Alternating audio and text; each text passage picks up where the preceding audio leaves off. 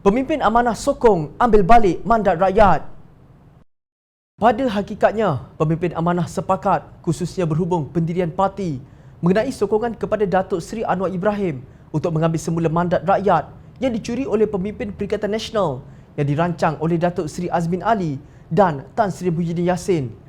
Naib Presiden Amanah Datuk Seri Dr. Mujahid Yusof pada sepanjang minggu ini menzahirkan pandangan parti itu secara terus terang.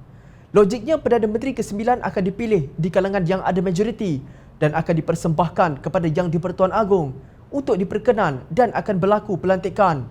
Itulah yang dijangkakan akan berlaku pada 13 Oktober dan pasca 13 Oktober nanti, dan akhirnya secara logik akan terbentuk sebuah kerajaan baru di bawah kepimpinan Datuk Seri Anwar Ibrahim sebagai Perdana Menteri, tegas Mujahid dalam kenyataan terbarunya. Mengulas mengenai kewajaran tindakan Anwar Ibrahim dengan mengambil kira negara berdepan pandemik COVID-19, Mujahid memberi 4 hujah, iaitu: pertama, mengembalikan mandat asal yang diamanahkan oleh pengundi kepada Pakatan Harapan pada pilihan raya umum 2018 yang telah dijatuhkan oleh Langkah Sheraton melalui perancangan licik Muhyiddin Yassin dan Azmin Ali semasa COVID-19 melanda negara. Mujahid percaya mandat asal akan mengembalikan kepercayaan rakyat semula kepada kerajaan dan ia sangat diperlukan pada saat krisis. Kedua, membentuk majoriti yang kukuh setelah majoriti kerajaan Muhyiddin terbukti sangat rapuh. Sedangkan semasa krisis seperti ini, sebuah kerajaan yang kukuh majoritinya sangat diperlukan. Kata Mujahid, Anwar Ibrahim memiliki kekuatan itu untuk menyumbang kepada pengurusan krisis COVID-19 dengan sokongan majoriti yang lebih padu dan kukuh. Ketiga, mengembalikan balik asal kedudukan kuasa yang diambil secara demokratik oleh Pakatan Harapan dahulu selepas kes awalan yang buruk ditunjukkan oleh Langkah Sheraton supaya tindakan sebegitu rupa tidak lagi berulang. Mujahid melihat langkah Anwar adalah rebooting situasi untuk pemeliharaan proses demokrasi dan prinsipnya supaya kerajaan yang akan dibentuk di masa hadapan mestilah daripada mandat rakyat melalui pilihan raya dan bukan tebuk atap.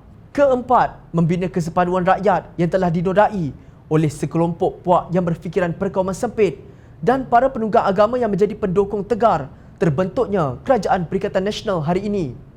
Propaganda terancang yang tidak ada asas semata-mata menimbulkan kebencian kaum terbukti satu pembohongan, ujar Mujahid. Beliau berkata langkah Anwar Ibrahim adalah menolak kelompok ini yang boleh menjejaskan kesepaduan rakyat dan misi beliau ialah berusaha membentuk semangat perpaduan nasional yang akan menyumbang kepada penyelesaian krisis COVID-19 hari ini. Mujahid menegaskan pihak yang mempolitikkan COVID-19 ialah mereka yang mengambil alih kerajaan melalui scheme of things tanpa visi dan lebih tertumpu mengagihkan habuan sebagai balasan sokongan.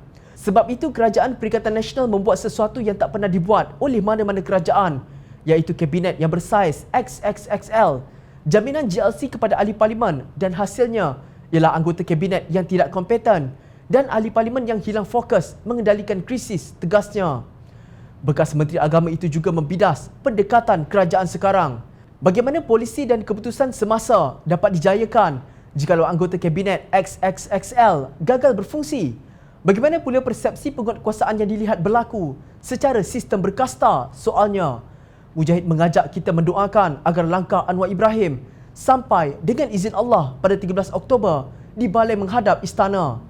Beliau tidak lupa mengingatkan jika sampai masanya nanti, kita usah berseronok dan bersorak. Kita harus insaf dan merendah diri kerana bebanan atas bahu Datuk Seri Anwar Ibrahim dan majoriti ahli parlimen yang menyokongnya lebih berat daripada apa yang boleh kita bayangkan. Ia bukan tentang politik kuasa tetapi amanah dan taklif menguruskan negara di saat krisis. Jom channel bersetuju bahawa kita tidak harus membiarkan negara yang dilanda krisis pandemik dikendalikan oleh sebuah kerajaan tanpa mandat rakyat, lemah dan tanpa hala tuju nasional. Kerajaan baru akan membawa prinsip kejujuran, kesepaduan nasional, kerajaan berjiwa rakyat dan kepantasan adaptasi berekonomi dalam era kelaziman baru. Jangan kelak kita menyesal kerana mempertikaikan soal kewajaran atau atas alasan gencatan senjata. Amin ya rabbal alamin, semoga dipermudahkan urusan.